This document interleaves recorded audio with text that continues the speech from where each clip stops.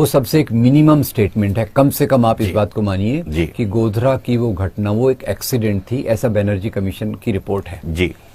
और वो मुसलमानों ने नहीं कराया, ये बात तो बिल्कुल क्लियर इसलिए है कि सबसे बड़ा आरोपी उन्होंने हाजी उमर जी को बनाया जी जी जी। और हाजी उमर जी को कोर्ट ने पूरा बरी कर दिया, पूरी इज्जत के साथ बरी किया। वो एक ईमानदार सज्जन, एक बिल्कुल धर्म के रास्ते पर चलने वाले, वो उनको कोर्ट ने बरी कर दिया। तो जब आप मुख्य आरोपी पर ही केस सिद्ध नहीं कर पाए तो ये आप कैसे कह सकते हैं।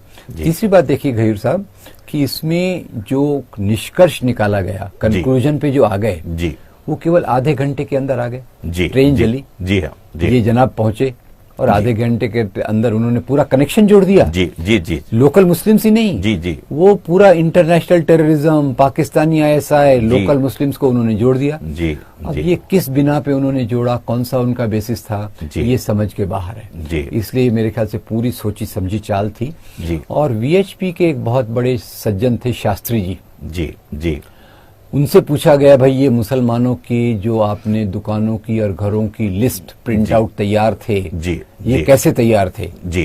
तो उन्होंने कहा ये तो करना ही पड़ता है, ये तो हमारे काम का हिस्सा है जी। और ये प्रिंट आउट तो तुरंत तैयार हो नहीं सकते जी, ये प्रिंट आउट तो पहले से रेडी थे जी, जी। तो मेरे ख्याल से जहां तक मेरी राय है कि गोधरा भी करवाया गया, गुजरात भी करवाया गया, पर कम से कम इतनी बात मैं क्लियर हूं कि गोधरा किसी मुसलमान ने नहीं किया।